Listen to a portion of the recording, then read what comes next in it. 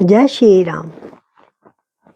सिया राम मैं सब जग जानी, करहूँ कृपा करहूँ प्रणाम जोरे जो पानी। मंगल भवन अमंगल हारी, प्रभु सुदशरथ अजिर बिहारी। श्री राम जय राम, श्री राम जय राम, श्री राम जय राम, श्री राम जय राम,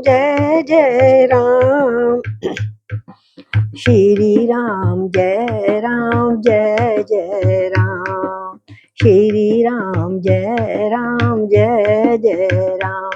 बोलो सियापति रामचंद्र भगवान की जय, पवन पुत्र हनुमान की जय, श्री गौरी शंकर भगवान की जय। तुलसीदास जी को नमन करते हुए मानस में जाते हैं।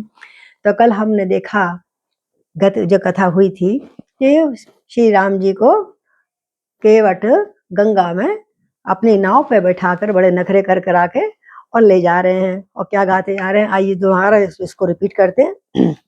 मेरे रघुवर जी उतरेंगे पार, गंगा मैया धीरे बहो। बोलो गंगा मैया की जय। मेरे रघुवर जी उतरेंगे पार, गंगा मैया धीरे बहो। धीरे बहो गंगा धीरे बहो मैया धीरे बहो। मेरे रघुवर जी उतरेंगे पार, गंगा मैया धीरे बहो। गहरी नदिया नाव पुरानी, चले पुरवैया ना गति ठहरानी। मेरे प्रियतम जय हो, मेरे प्रियतम बड़े सुकुमार, गंगा मैया धीरे बहो। मेरे प्रियतम बड़े सुकुमार, गंगा मैया धीरे बहो। मेरे रघुवर जी उतरेंगे पार, गंगा मैया धीरे दबो। देखो गहरी नदिया ये भवसागर है, और नाव पुरानी ये नहीं जीर्ण शीर्ण शरीर हो गया है 9 छेदों का, और काफी वर्ष हो गए इसको, इस नाव में को। और अगर ये डूब जाए कुछ भरोसा नहीं है। तो भैया मेरा आत्मा बड़ी सुकुमार है, मेरे प्रभु मेरे प्रियतम बड़े सुकुमार। तो भैया माँ अपनी गोद में बड़े प्यार से चलाना, कोई अनिष्ट मत होने देना। तो पुलक शरीर केवट रो रहा, भाव में हो रहा है, बड़ा अच्छा लग रहा है उसे कि मेरे सामने राम लक्ष्मण सीता बैठे हैं और मैं उनको मैं नाव को खेकर ले जा रहा हूँ। इससे बड़ा परम भाग्य क्या होगा। पुलक शरीर नीर अखियन में, पुलक शरीर नीर अखियन में, आनंद मगन होत दर्शन में, आनंद मगन होत दर्शन में। भव सागर से मुझको उबार, गंगा मैया धीरे बहो। भव सागर से, ये जीर्ण शीर्ण अवगुण से भरी हुई नौका है प्रभु, इसको भव सागर से पार कर दीजिए नाथ, मेरी यही प्रार्थना है। भव सागर से मोही उबार, गंगा मैया धीरे बहो। राम सिया और लखन बिराजे, राम सिया और लखन बिराजे। शीश जटा तन मुनिपट साजे, शीश जटा तन मुनिपट साजे। बड़ी बनी है, देखो बनी है शोभा अपार, गंगा मैया धीरे बहो। बनी शोभा बड़ी अपार, गंगा मैया धीरे बहो। मेरे रघुवर जी उतरेंगे पार, गंगा। तो भवसागर के गोते खाते खाते 84 लाख योनियों के चक्कर काटते कटाते हम लोग अब पहुंच गए गंगा पार। और वहां जाकर भगवान ने विश्राम किया। पुण्यात्मा वहां कहते हैं कि से वही सुकृति साधु सुचि, पावई सब मन काम। बंदी वेद पुराण गण कहें बिमल जसु गान। और गंगा मैया के बाद प्रयागराज में आते हैं। प्रयागराज का बड़ा अच्छा रूपक बांधा था तुलसीदास जी ने, और कहते हैं ऐसा स्थान है यहाँ पर जहाँ पर प्रयागराज में पुण्यात्मा पवित्र साधु उस प्रयागराज की सेवा करते हैं और सब अपना मन वांछित फल पाते हैं। वेद और पुराणों को समूह जो भाट है, जो उनका गुणगान गाते हैं कि प्रयागराज की महिमा क्या है, और उसके निर्मल गुण गणों का बखान करते हैं। आइए आगे चले। सुमंगल भवन अमंगल हारी, प्रभु सुदशरथ अजर बिहारी। को कही सकै प्रयाग प्रभाऊ, कलुष पुंज कुंजर मृग राहु। अस तीरथ पति दीख सुहावा, सुख सागर रघुवर सुख पावा। कैसी लख नहीं सखई सुनाई, शिरमुख तीरथ राज बढ़ाई। शिरमुख तीरथ राज बोलो तीरथ राज प्रयागराज की जय। कर प्रणाम देखत बन बागा, कर प्रणाम देखत बन बागा। कहत महात्म अति अनुरागा, कहत महात्म मेरे राम जी तो हो गए पार, गंगा मैया धीरे बहो। मेरे राम जी तो हो गए पार, अब कर दो मेरा बेड़ा पार, गंगा मैया धीरे बहो। अब कह रहे हैं जब राम जी प्रयागराज पहुंच गए तो पाप कहते हैं यहाँ पर पाप रूप के समूह हाथी, मतलब हाथी के समूह हो, इतना पाप भी अगर किसी ने किया हुआ है तो वहां पर सिंह रूपी प्रयागराज, सारा रूपक बांध रहे हैं, सिंह रूपी प्रयागराज उन सबको खत्म कर देते हैं, उनका महत्व मतलब खत्म कर देते हैं। ये प्रयागराज सिंह के समान है उन हाथियों को, पाप के झुंड के सामने। और कौन इनके महत्व को कह सकता है, इतना पुण्य है प्रयागराज का। ऐसे सुहावने तीर्थराज के दर्शन करके सुख के समुद्र श्री रामचंद्र जी ने अपने मन में बड़ा सुख पाया, और फिर उन्होंने अपने श्रीमुख से, भगवान श्री राम ने सीता जी, लक्ष्मण जी और सखा गुहराज भी था, गुहराज आ गया था ना संग में कि मैं संग में वहां जहां तक आप रहने जाओगे वहां तक संग में जाऊंगा और आपकी झोपड़ी कुटिया बना के आ जाऊंगा। तो सखा गुहराज को तीर्थराज की फिर वहां महिमा बताई, इसमें यहाँ पे आने का क्या पूर्ण फल मिलता है। और यहाँ पे देखो हर 12 साल बाद कुंभ मेला लगता है। तदंतर बहुत जो पुराण आदि में जितनी कथाएं थी, हालांकि सबको सब पता थे, लेकिन राम जी के मुंह से सुन के सब लोग बड़े गदगद हो रहे हैं, कितना सुंदर कथा सुना रहे हैं। फिर सबने प्रणाम करा उनका महात्म जाके जानकर, और वन और बगीचों को फिर साथ साथ गंगा के किनारे वन बगीचे बहुत थे, उन सब कुछ सुंदरता देख देख के अघा रहे हैं। तीनों चारों जने बड़े प्रसन्न हो रहे हैं, बड़े प्रेम से महात्मा कहते हुए क्या कहते हैं, राम जी अपनी दो लाइनों में महात्मा भी बताते हैं इसमें कि ए विधि आई बिलो की बेणी, सुमरत सकल सुमंगल देनी। मुदित नहाई कीन शिव सेवा, पूजी जथा विधि तीरथ देवा। तब प्रभु भरत द्वाज पही आए, करत दंडवत मुनि उरलाए। मुनि मन मोद कहु नहीं जाई, मुनि मन मोद न कछु कही जाई। ब्रह्मानंद रास जनु पाही, दीन आशीष मुनीश उर अति आनंद अस जान। लोचन गोचर सुकृत फल, मनहु किए विधियान। बोली भारद्वाज मुनि की जय।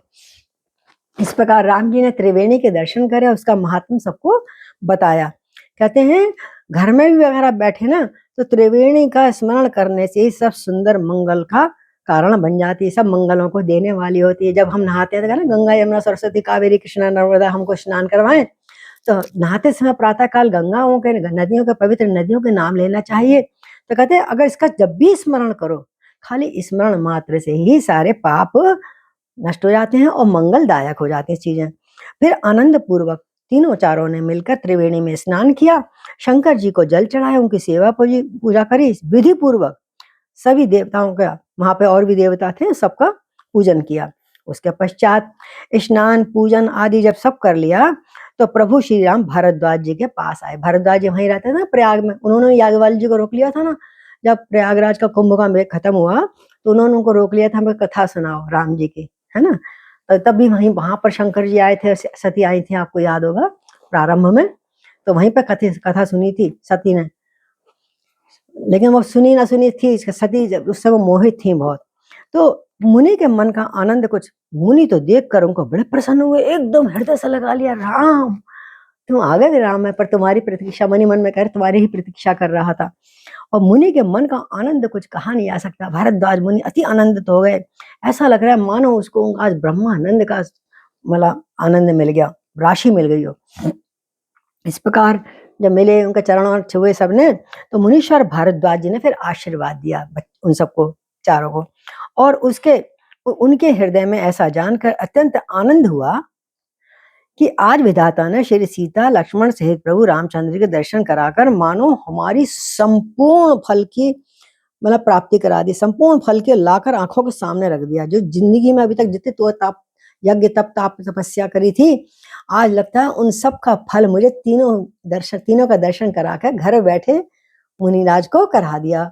बहुत गदगद हो रहे हैं भारद्वाज मुनि, बोले भारद्वाज मुनि की जय, ऋषि की जय। अब जब कोई घर में आता क्या करते हैं, वही उन्होंने अपनी कुटिया में राम जी को बिठाया कि कुशल प्रश्न करी आसन दीने, कुशल प्रश्न करी आसन दीने, पूजी प्रेम परी पूरण कीने, कंदमूल फल अंकुर नीके, दिए आने मुदित मनहु अमी के, दिए आने मुनि मनहु अमी के, सिय रखन जन सहित सुहाए, यति रुचि राम मूल फल खाए, भय विगताश्रम राम सुखारे, भरद्वाज मृदु वचन उचारे, भरद्वाज मुनि वचन उचारे। आसन दिया, कुशल पूछी, कुशल तो है सब, मार्ग में कोई वो तो परेशानी तो नहीं हुई। उनको आसन दिया, बिठाया, जल दिया, प्रेम पूर्वक पूजन करा उनका चरणों का, और उन्हें संतुष्ट किया। पहले खाना पीना का मतलब जब जल वल पिला के जब थकान उनकी उतर गई, और फिर मानो संतुष्ट दिया, मानो अमृत के ही बने हों, ऐसे अच्छे अच्छे अमृतमय सुंदर सुंदर पके पके फूले फूले ताजे अच्छे कंद मूल फल और अंकुरित चीजें जो होती ना, वो उनको लाकर उनके सामने डोने में परोसी। जैसे मतलब अमृत भरा हुआ, प्यार हो तो अमृत हो जाता है, जो प्यार से श्रद्धा से खिलाता है तो स्वयं ही अमृत हो जाता है। सीता जी, लक्ष्मण जी और सेवक गुह्य सहित रामचंद्र जी ने उन सुंदर मूल फलों को बड़ी रुचि के साथ खाया। जब उनके सामने आया, थकावट दूर होने से श्री रामचंद्र जी सुखी हो गए। तब भरद्वाज जी ने उनसे कोमल वचन कहे। क्या कहे भरद्वाज जी ने? आज सुफल तप तीरथ त्यागु, आज सुफल जब जोग विरागु, सफल सकल शुभ साधन साजु, राम तुम ही अवलोकत आजु, लाभ अवधि सुख अवधि न दूजी, तुमरे दर्श आश सब पूजी, अब करी कृपा देव वर देहु, अब करी कृपा देव वर एहु, निज पद सरसिस सहज सनेहु, निज पद सरसिस सहज सनेहु, कर्म वचन मन छाड़ छल, जब लगी जनु ना तुम्हार, तब लगी सुख सपने नहीं, किए कोटि उपचार। बोले भरद्वाज ऋषि की जय। और सीता जी को, लक्ष्मण जी और गुहिराज आदि सबको सुंदर फल मूल फल को बड़े उन लोगों ने जब आगे रखा, सबने बड़ी रुचि के संग खाया। आज अमृत लग रहे थे उनको, आज वो खाते हुए सबको, सबकी थकावट दूर हो गई खाते ही, और दूर होने लगी। राम जी बड़े आनंदित हो गए, सुखी हो गए। तब भरद्वाज जी ने उनसे कोमल वाणी में कहा, हे राम, हे राम, आपके दर्शन करके मैं गदगद हो गया। आज मेरा तप तीर्थ का सेवन करना, त्याग और ताग सफल हो गया। आज जो भी, जब तक मैं जैसे बैठा हूँ तीर्थ में, और आपको स्मरण कर रहा हूँ, आज मेरा सब कुछ सफल हो गया है। हाँ? मेरा जप योग वैराग्य सफल हो गया प्रभु, और आज मेरे संपूर्ण शुभ साधनों का समुदाय भी सफल हो गया। शुभ साधन जो भी मैंने करे थे, आज आपके दर्शन पाके वो सब कुछ सफल हो गया। राम, मैं तो बहुत धन्य हो गया आपके दर्शन करके। तो लाभ, कहते हैं लाभ की सीमा, जो जो अंत होती है सीमा लाभ की, और सुख की सीमा जो भी होती है प्रभु के दर्शन को छोड़कर दूसरी कुछ भी नहीं है। चाहे कितना ही लाभ हो जाए और चाहे कितने सुख मिल जाए, लेकिन प्रभु के दर्शन के सुख की सीमा उसके बराबर नहीं हो सकती। आपका दर्शन से तो मेरी सारी आशाएं पूर्ण हो गई नाथ। अब कृपा करके मुझे ये वरदान दीजिए प्रभु कि आपके चरण कमलों में स्वाभाविक रूप से मेरा प्रेम सदा ही बना रहे। ऐसा वर मांगना चाहिए भगवान से। निज पद सर्ज सहज स्नेहु, मतलब कोई बनावट ना हो, स्वयं स्वतः ही प्रकृति वश आपसे ही प्यार रहे। तो जब तक, और प्रभु मैं चाहता हूँ जब तक कर्म वचन और मन से छल छोड़कर मनुष्य आपका दास नहीं हो जाता, तब तक वो चाहे करोड़ों उपाय कर ले, सपने में भी वो सुख नहीं पाता। बहुत सुंदर दोहा है ये, ऋषि का, भरद्वाज जी का मुझसे करा है कि सब कुछ बेकार है संसार में। कोई भी जीव जब तक आनंद नहीं पाता, जब तक मन वचन कर्म से छल को छोड़कर निर्मल मन जन सोई मोहि पावा, आपका जब तक दास नहीं बन जाता, दासानो दास नहीं बन जाता, तब तक चाहे कितने ही करोड़ों उपाय कर ले, उसे संसार में कहीं भी शांति प्राप्त नहीं होती। तो सुन मुनि वचन राम सकुचाने, सुन मुनि वचन राम सकुचाने, भाव भगति आनंद अघाने, तब रघुवर मुनि सुजस सुहावा, कोटि भांति कई सबहि सुनावा। सो बड़ सो सब गुण गण गेहू, जय मुनीश तुम आदर देहु, मुनि रघुवीर परस पर नवहि, मुनि रघुवीर परस पर। जय हो। वचन अगोचर सुख अनुभवहि, वचन अगोचर सुख अनुभव। कैसे एक ऋषि मुनि, एक प्रभु, कैसे आपस में दो ऋषि मिल जाए, दो महात्मा मिल जाए तो कैसे मिलते हैं, दिखाया गया है। रामायण से सीखना चाहिए, और हम देखते हैं बड़े बड़े महान संत ऐसे ही मिलते हैं। कहते हैं जब तक मुनि के वचन सुन के राम को बड़ा संकोच हुआ, देखो मेरी इतनी क्यों कर रहे हो, आप तो ब्राह्मण परम पूज्य ऋषि मुनि हो, है? पर उनके भक्ति भाव के कारण भगवान श्री राम आनंद से तृप्त हो गए, प्रेम से बोले थे ना वो। और राम, श्री रामचंद्र जी लीला की दृष्टि से सकुचा गए। लीला की दृष्टि से माना, मैं तो हूँ साधारण नर, तो नर को तो संकुचित होना चाहिए ना अपना प्रशंसा सुन के। और वो प्रभुत्व है, वो ब्रह्म है, वो बात अलग है, लेकिन सामने से वो देखने में वो सकुचा गए, संकोच करने लगे, प्रभु आप क्यों मेरा इतना बड़ाई कर रहे हो। तब फिर अपना उन्होंने ऐश्वर्य छिपाया, मैं कुछ भी नहीं हूं, मान लो जैसे साधारण आदमी, राजकुमार हूं। तो भरत रामचंद्र जी ने भरद्वाज मुनि का सुंदर सुयश गाया। अरे हम क्या चीज है, हम तो एक आपके दास हैं, ये हैं, और आप महान मुनि तपस्वी हैं। सुयश, आपका सुयश तो करोड़ों प्रकार से सबने कहा है हर जगह, और आप सबको सुनाया है। आप जैसा महान तो कोई हो नहीं सकता। और दोनों एक दूसरे के चरणों में झुके जा रहे हैं।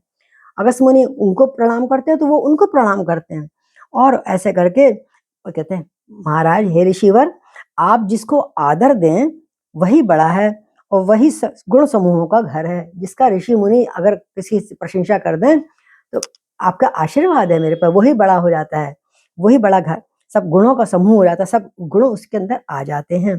इस प्रकार श्री रामचंद्र जी और मुनि भारद्वाज दोनों एक दूसरे का यश गा के, प्रशंसा करके, नमन नमन बार बार करके विनम्र हो रहे हैं, विनम्र हो रहे हैं, और अवर्चनीय सुख का अनुभव करें। ऐसा सुख जो कभी वाणी से व्यक्त नहीं हो सकता, अनर्वचनीय।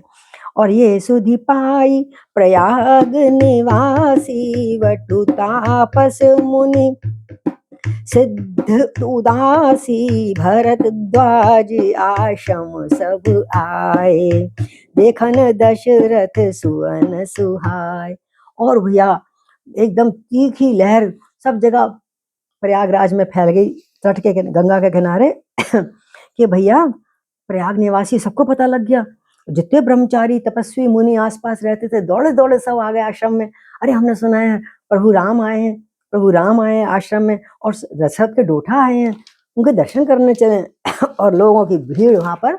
अभी तक तो भरद्वाज जी से मिलन हो रहा था, अब सारे ऋषि मुनि देवता ब्रह्मचारी जो भी थे वहां पर रहने वाले नगरवासी, जिनको दर्शन की अभिलाषा थी, आश्रम के आगे बाहर खड़े हो गए सुंदर पुत्रों को देखने के लिए।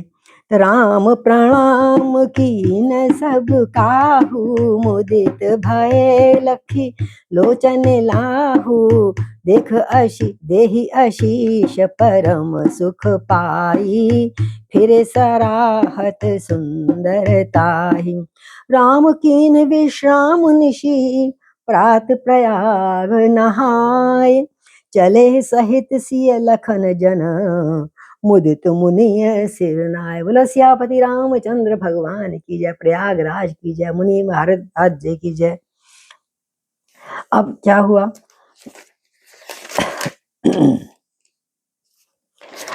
जब वहां पे सभी आ गए और सब इतने सारे लोग, ऐसा लगा सबको राम को, सबको ऐसा लगा राम ने हम सबको प्रणाम किया। राम ने सबको, हर किसी को प्रणाम किया, जितने भी लोग उनके दर्शन के लिए आए थे। और नेत्रों का लाभ पाकर जितने भी लोग आए थे बहुत आनंदित हो गए और परम सुख पाकर खूब तरह तरह के आशीर्वाद देने लगे राम को।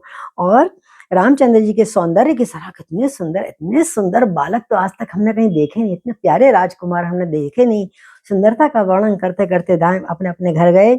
और उसके बाद रामचंद्र जी ने रात को वहीं भारद्वाज जी के वहीं के ऋषि उसमें झोपड़ी में विश्राम किया और प्रातः काल प्रयागराज स्नान करा उन्होंने। बोलो प्रयागराज की जय।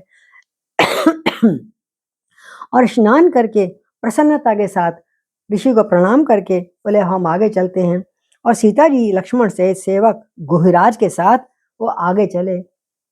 राम सप्रेम कहूँ मुनि पाही, नाथ कहई हम केहि मग जाई, मुनि बन बिहसी राम सन कहई, सुगम सकल मग तुम कहो अहै। जय हो।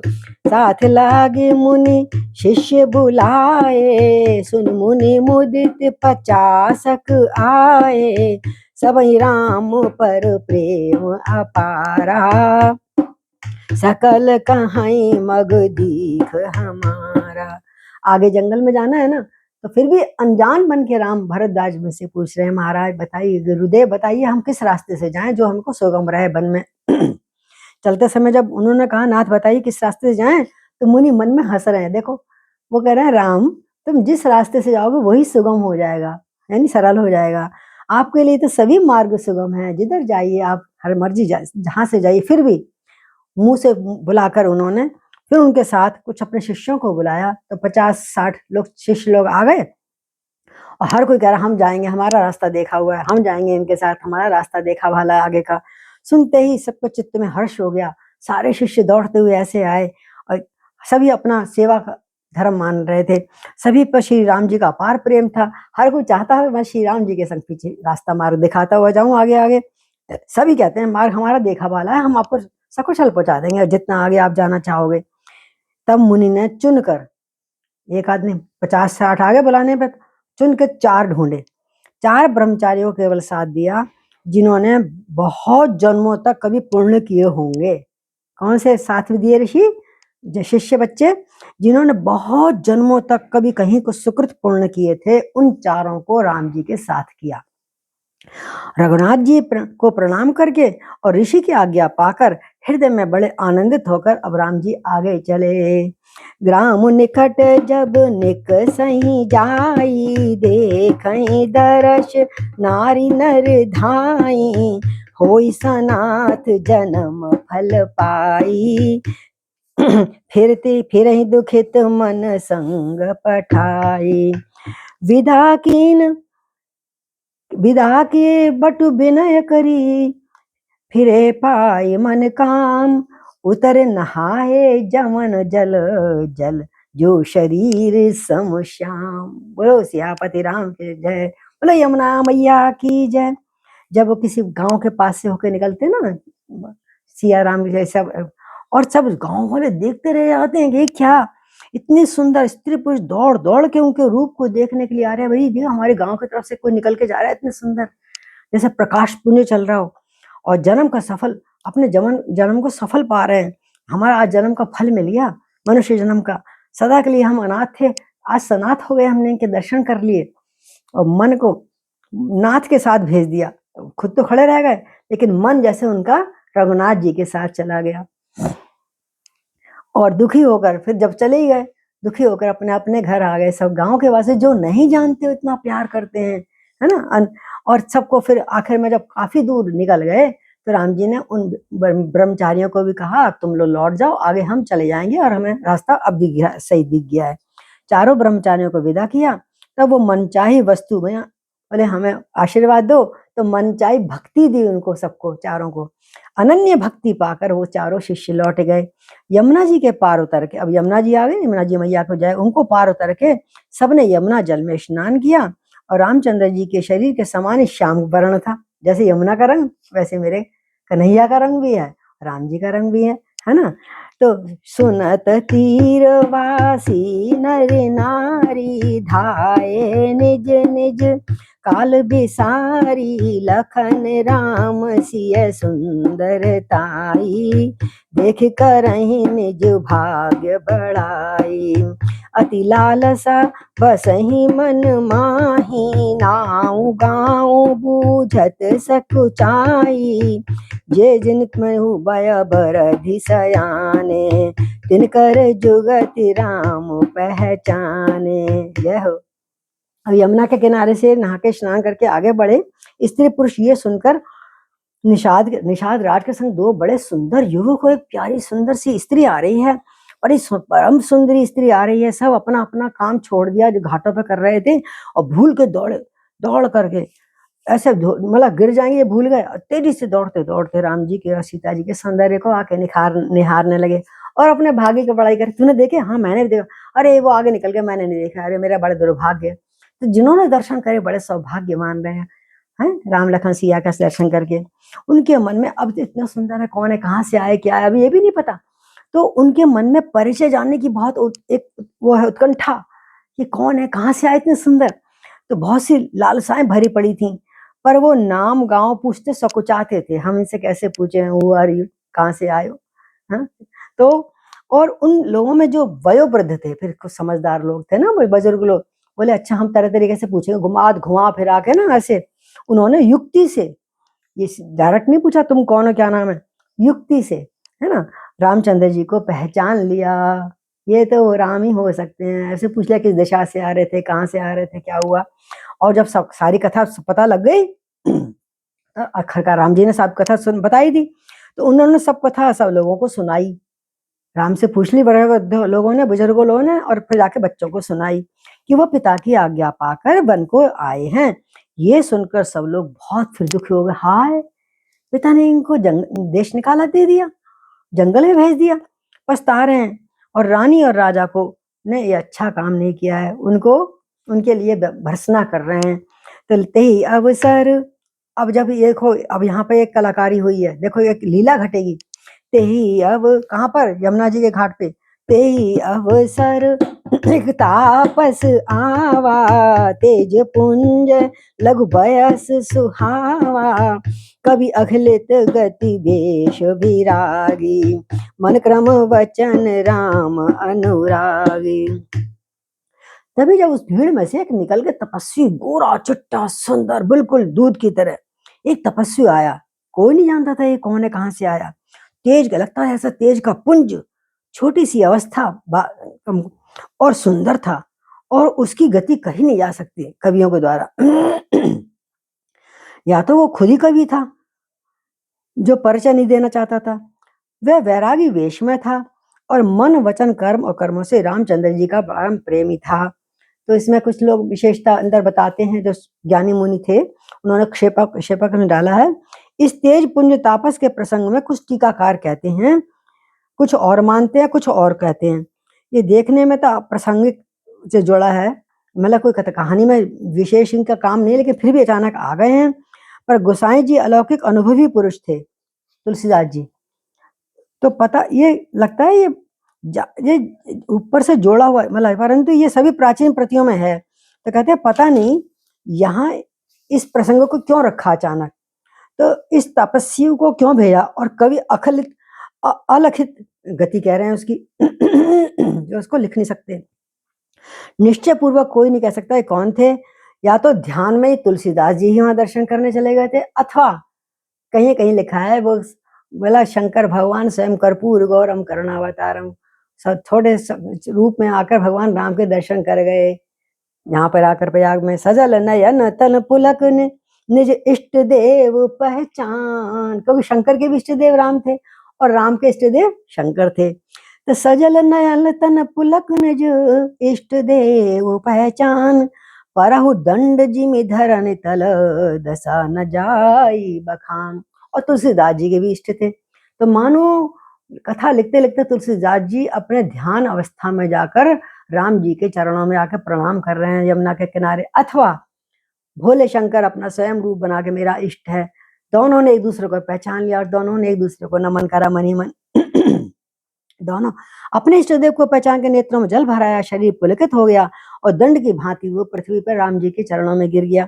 उसको प्रेम विवल दशा का वर्णन नहीं किया जाता। ये भक्त तुलसीदास भी हो सकते हैं, मन में काल्पनिक रूप से पहुंच गए वो राम।